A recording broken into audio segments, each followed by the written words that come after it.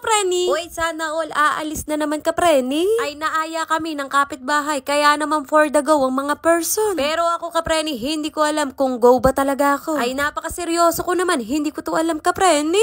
Sa SM sana kami pupunta, kaya lang sarado. Kaya naman dito na lang kami pumunta sa SNR. May kakainan daw kami dun sa SM pero hindi ko alam kung ano yun. Ay basta sumama na lang kami ng Daddy Chester. Hindi na namin sinama ang mga bata para feeling dalagat binata kami ngayon. Ay ngayon lang naman kapreni. Huwag kang napaka-ano mo. SM naman talaga ang pupuntahan namin kaya gayak na gayak ang mga kasama namin. O diba, ganun sana. Ay pati kami ng Daddy Chester super gayak. Ay pang ball pa naman ang outfit namin eh.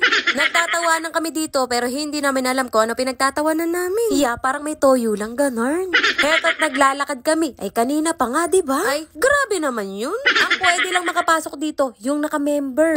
Alam nyo yun kapreni, hindi no. Hindi kasi kayo napupunta rin eh. Rich kid lang ang pumupunta rito, uy. Kaya naman, feeling mayaman na rin kami ng Daddy Chester. Uy, joke lang yun kapreni, ikaw naman Bawal magalit dito, ha? Dapat ako lang, sorry na.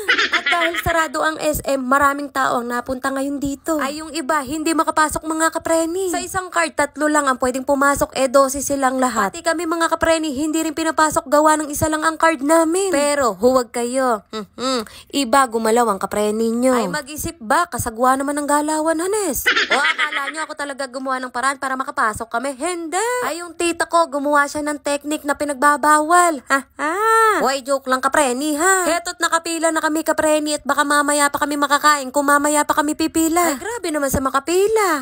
Sabi ko kay Daddy Chester, ano kaya kung orderin ko ang lahat ng meron dito? Huwag ka mag-alala asawa ko, marami tayong pera dahil sa'yo.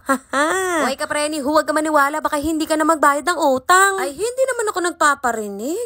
Pinaparinggan namin sarili namin kasi may utang kami pero kinalimutan na namin. Yeah, nag-o-order lang naman ako kapreni pero napunta sa utang ang voice over. Uy, joke lang yun mga kapreni ha. Alam nyo na, nagbibiro ang tao. At eto na nga ang mga in-order namin, kulang pa nga yan kapreni. Kung hindi lang talaga kami kuripot, ay kuripot pa pala ng lagay na yan. Eh paano hindi nyo sasabihin kuripot? Isa lang ang drinks namin pero 2 kaming iinom. Uy, naka-take out pa kapreni pero dine-in kami, o diba? Uy, only drinks yan. Ay akala pa ng Daddy Chester inaabot ko sa kanya kapreni, eh sabi ko nakabedyo-bedyo ko. Wow, kalaki ng pizza. Buong barangay makakatikim nito sa laki ng pizza. Uy, grabe naman yun. Kain now, iyak later sa gastos.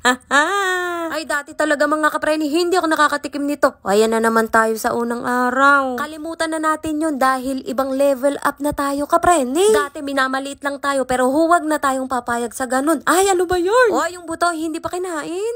Uy mga kapreni, biro lang ang mga jokes ko ha. Diba joke na, biro pa.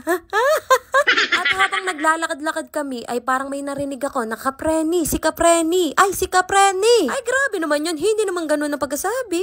May nakakilala sa akin kapreni, sa sobrang tuwa ko, inaya ko ulit pabalik ang Daddy Chester. Ay nahiya ako ng konti, baka kapreni. Ay shoutout po sa nakakita sa akin, pagpasensyahan nyo na kung hindi ko po kayo kinawayan. Ay charot lang, ano yun, sikat na? O sila yun kapreni, nakita nyo ba? Kung hindi, ay sayang naman. At pagkatapos namin kapreni, kami ay bumaba na dahil wala na kaming pera.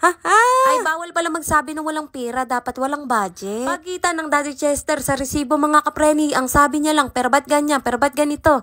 Ay pagkakamahal pala dito, ay hindi na tayo pupunta dito. Andito na kami sa bahay, gising ang Kuya Ken, tulog ang Ruby. Ay may pasalubong ako sa inyo, hindi pwedeng wala. May nag-comment parang hindi daw close ang Daddy Chester at Kuya Ken. At may nag-comment din kung anak ko si Kuya Ken. Sagot ko, oo kapreni. Ay Daddy Chester po ba? Ay grabe naman sa tanong yun kapreni. Ay akala ko mga chismosa kayong tunay, hindi pala. Na-vlog ko na yung kapreni. Ay paganahin nyo naman ang pagiging chismosa nyo. Uy charot-charot lang yun ha, baka may mainis. Nakilala ko ang Daddy Chester, single mama ko kapreni at anak ko si Kuya Ken. O siya, hanggang dito na lang ang video. Maraming salamat sa mga nanood. Bye mga kapreni.